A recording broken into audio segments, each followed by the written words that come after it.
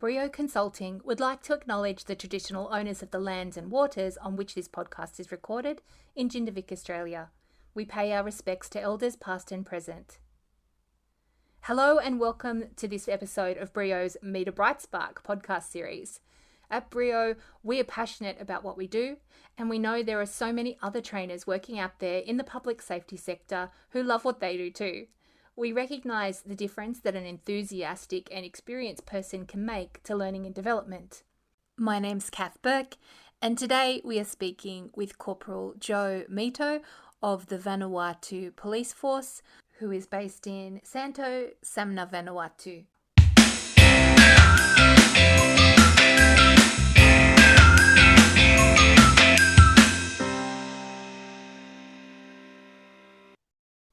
It's great to be able to get outside of our own bubble and to speak to a practitioner from somewhere slightly further afield. So let's talk about Joe. In 2019, Joe created a group of volunteers, now called Community Safety Teams, CSTs, to help local police and chiefs keep peace, harmony and security within the remote island groups of Vanuatu. Since then, they've assisted with disaster response, fisheries and conservation, and anything else to make their community a safer place. From the initial group started by Joe, Vanuatu Police Force has expanded the program across the country, with Joe more recently returning to Torres in 2023 to refresh and grow the original group. As part of this latest CST initiative, Joe wrote some song lyrics which were put to music composed by Corporal Harrison from the Vanuatu Mobile Force. And this song, I think, says so many things about what we are trying to do in the disaster resilience and training space. So to quote some of Joe's lyrics, "With a passion for safety, we took a stand, creating CST together hand in hand. We're linking policing and traditions embrace. With courage, we ventured where others hadn't been, blending old wisdom with the modern scene. In every village, in every town, together as one, we will stand our ground. With open hearts and open minds, building a future that safety binds. Respecting elders and embracing youths, empowering all with a simple truth, that through unity and harmony, we will create a haven safe and free." So this isn't just it. Joe was an early adopter of the Pacific Community Disaster Risk Management e-learning modules using the PAC IMS system, which is similar to AIMS, as part of his work with the community safety teams. He was part of the pilot for the Certificate 4 in Disaster Risk Management Team Leadership, part of the evaluation workshops for the Pacific Island Emergency Management Alliance, with his success story being identified by the group as the most significant change for the program. And I last saw Joe in 2023 when he attended a Train the Trainer workshop for the Pacific Regionally Accredited Disaster Risk Management Micro Qualifications. He was part of the Vanuatu team who will be piloting these programs in their country. He is an absolute passionate trainer and storyteller with lots of different stories to share. So here is a short snippet of some of the things he has to say. So to start with, Joe, can you share a bit more about yourself, your background, and what you're busy doing at the moment? Thank you, Kath. Just briefly about me. My name is Joe Meto. I'm originated from Vanuatu, in a small island called MI. I have 8 brothers and 2 sisters. We've all lived in a struggle life where, unfortunately, my father, he died. We survived with our mother as a hero to all of us. Before becoming a police officer, it is a challenge of my mother to be the only hero looking after us. However, we see that this challenge became a good historical moment for her, seeing us all starting to create pathway and getting opportunity through government department, assisting her back with wants and needs. I have a rank, the Vanuatu Police Force as a corporal, looking after the community safety teams in the northern region. It is a great challenge delivering community policing program most of us clearly understand the livelihood and hardship of how people here in Vanuatu are facing through their livings due to hardship of transportation, hardship of telecommunication, and the scattered islands across the northern region of Vanuatu. So, in delivering community policing program, it is a great time for us, especially police officers, delivering this program. Becoming a police officer, the entire livelihood of people are all in your hands. You should create opportunity and success on how you should reduce the crime rate, and the fear of people in crime relies on you, how you do it, how you deliver it, how you transfer the knowledge to people. It's clearly in your hand. So it is a big challenge, a great challenge to us police officers. I love my job. I love where I come from. And I love my mother. Some of us are privileged enough having the parents, giving them courage, encouraging them, giving them advice, giving them directive. For me, all this came from my mother. Not only male became heroes in giving advice and directive. I am supporting women in the industry and workforce that women also have this courage, have this power, and they should be treated equally because our mother have set a legacy. She must be so proud of you, Joe, to see, how you've developed as a person with such good ethics and the wonderful work that you've been doing in Vanuatu and with the policing program. She must be so proud. How did you end up being a trainer within the police force? How did you end up working in this space? Yes, Kath. As a police officer, they teach you or they train you to solve problems. And now I am utilizing this or implementing it. For me, I am a privileged officer since I've attended lots of disaster training. SPC has sponsored me lots of training, the BIMA program, and I recently has attended training with UCAT and the team, Joy and others, are running adaptation and how we are configuring the disaster modules and disaster training into crime prevention activities. Now, when we're talking about crime prevention is something that we are trying our best to stop new crimes happening and to control and manage the existing crimes that are already happening and are affecting the livelihood of people. To be honest, this training has built my capacity to be a true leader, facilitating policing program to the Vanuatu Police. And today, the Northern Command rely on me as one of its most important trainer delivering policing program.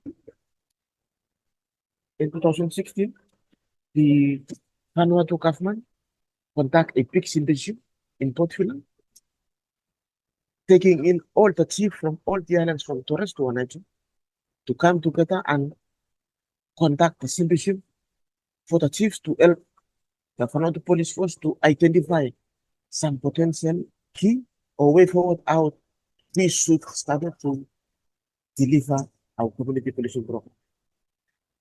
So in 2018, and I started creating what we call the community policing program.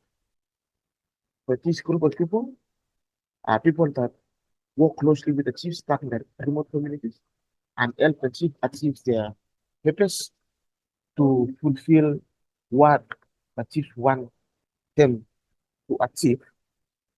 So I train volunteers from the community as eyes and ears of police and eyes and ears of the chief to help the reduction of crime, help chiefs, and they are also ears and eyes of the Vanuatu Police Force, reporting different types of crime which happens in their villages or area country. Recently, in 2019, the New Zealand government, through New Zealand Police, sees my program. They admire this program. They like it, which is something that they've been looking for the past years where they never knew about me. I told them all this initiative, the ideology, the method, the initiative were all extracted from disaster. I used disaster modules, disaster training, and as a proud instructor, this year I set up 8 sites of community safety team. And recently I set up another one at the Northwest where lots of domestic violence, gender-based, lots of crimes happening there. No police officers there. About 4,000 plus people there with no police officers. We can't get there. Limitation of traveling during to scattered through islands, and we don't have facilities to travel there. It's very expensive. So it is one of the most important things that disaster training or framework as assist me or as help me, you know that something that you've given us is not a waste. We've delivered it just by changing it, by having some flavors to it into real policing lifestyle. And today, that knowledge you gave us is now changing the livelihood. And mothers are crying of joy because no more problem are now happening in their environment. There is proper management. People are enjoying life. Safety is now put in place. The fear of crime is also now reduced. Joe, it's like you planted a seed and it grew, and now you've got a whole forest. It's Yes. so amazing to see how, one person has made that change locally, and how it can spread and grow and have such wonderful, fruitful outcomes. So it's just so amazing.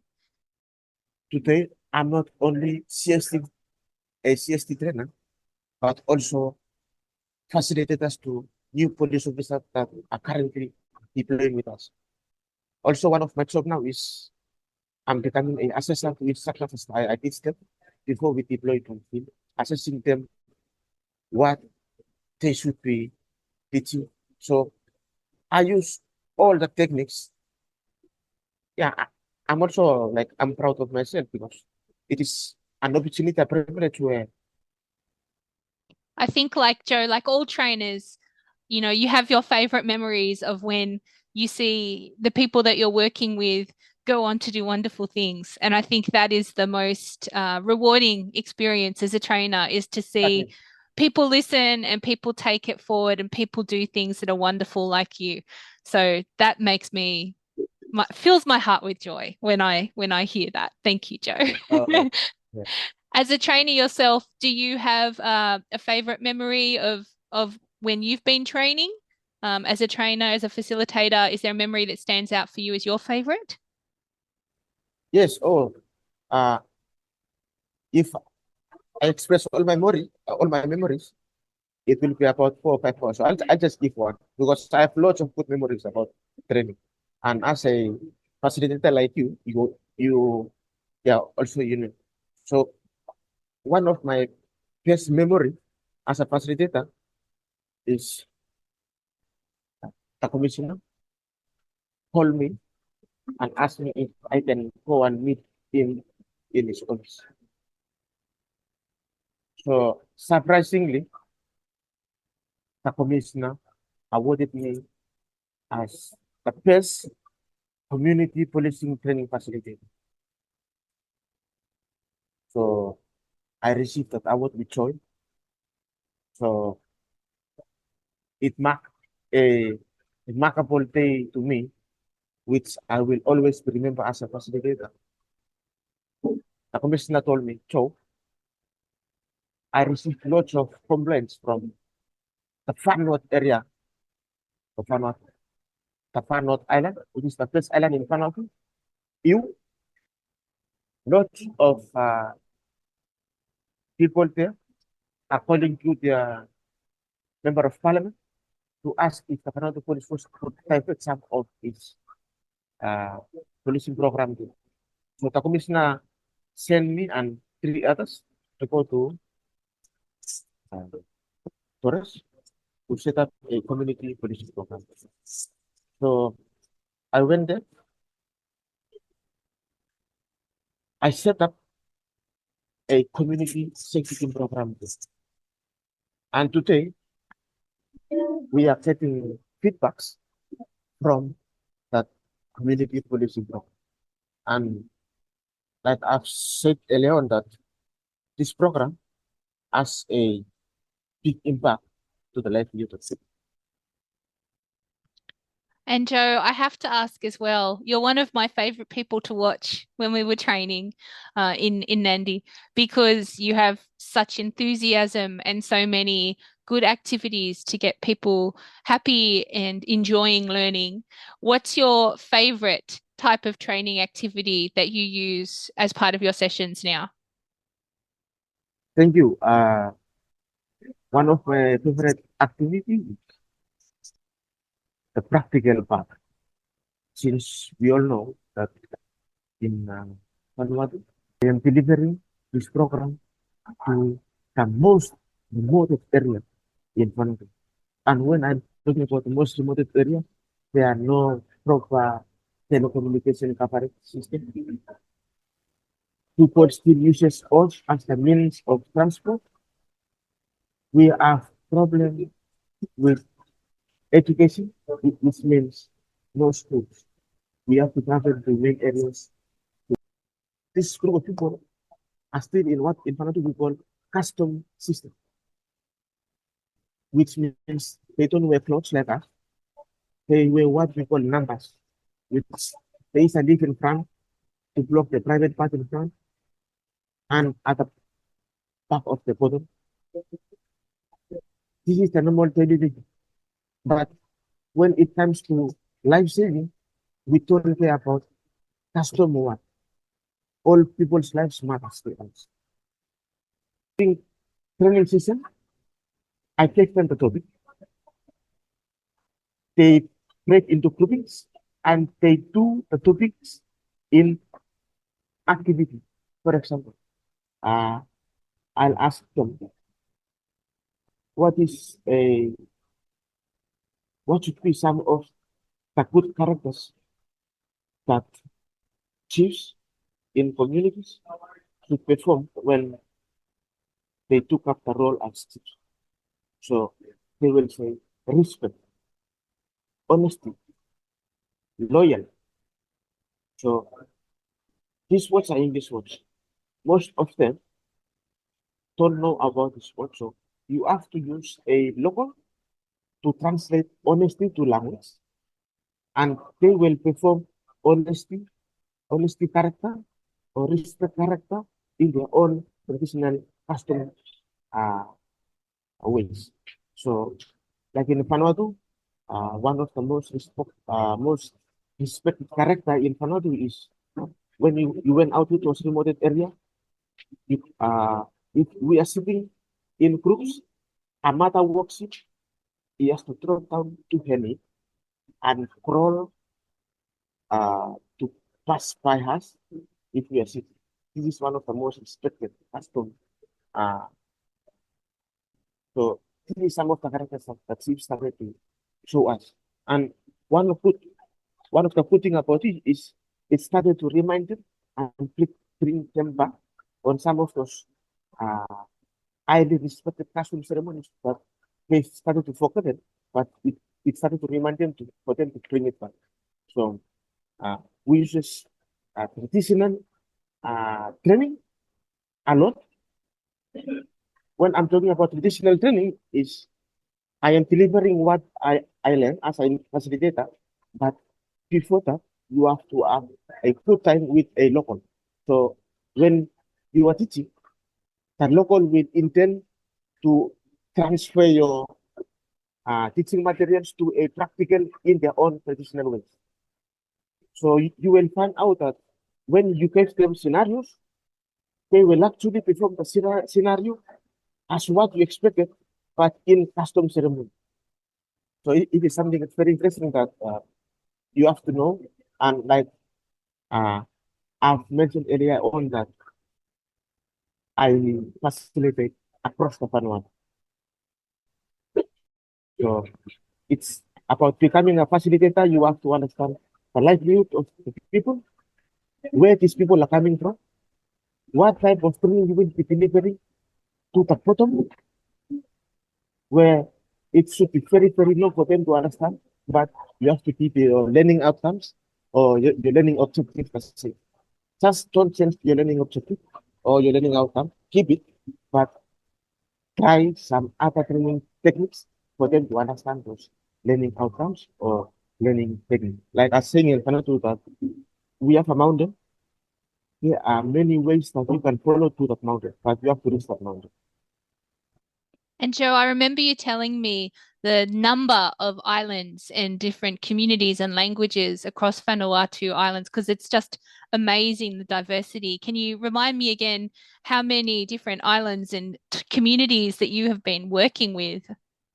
We have a total of 83 islands in Vanuatu. 83. Wow. Okay.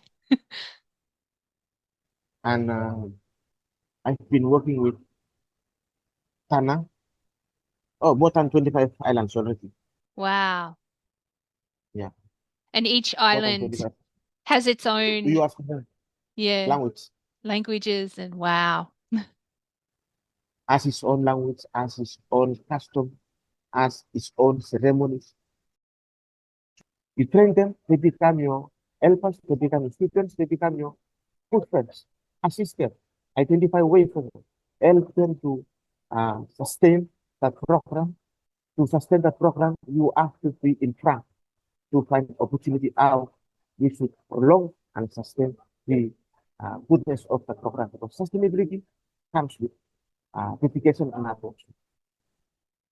I like that idea of lots of things, making it work for the people that you are looking after, and also Yep. breaking it down into bite-sized chunks. Have you Yep. got one piece of advice for any new trainers and assessors and facilitators that maybe are thinking of working in this space in the Pacific? My advice is when you will be now prepare to explore to the real world of facilitation, to become a facilitator, challenge will come in to put you down. Because some people will understand what you will be actually doing. Some don't. So they will find opportunities way forward. How they should put you down. So you are looking 700 kilometers ahead. They are looking 50 meters in front of you. I advise you to see another 700 kilometers ahead. Do what you think will do to, to suit the best to the interest of the people. While instead of listening to people that will come and uh, put you down, complain, talk against, just forget about this nonsense. Make what you think is right. Look forward and continue the good work that we are actually doing. Perseverance has to be one of the most important things. Honesty, thank you. Oh, Joe, I know you spoke about perseverance earlier, and I think those words, that perseverance and being flexible and, keeping that big picture in mind, everything that you've shared about the work that you're doing over in Vanuatu is living those values. And it's been so wonderful to get to hear you talk about you as a trainer and a facilitator and the type of work that you are doing over there in Vanuatu, because it is very inspiring to me, and I'm sure to many other people to listen. So thank you so much for sharing that with us and for your time today too. Thank you, thank you. Thanks for tuning in. If something has sparked your interest and you want to dive deeper, you can click on the show notes or access all of our contact details from our website, www.brioconsulting.com.au, or find us on our socials. And remember, it's not just about inspiring ideas, it's about making ideas happen. Take a minute to reflect, take something away from this episode to find out more about or to try yourself. And don't forget, we love to hear about aha moments and how you have taken action.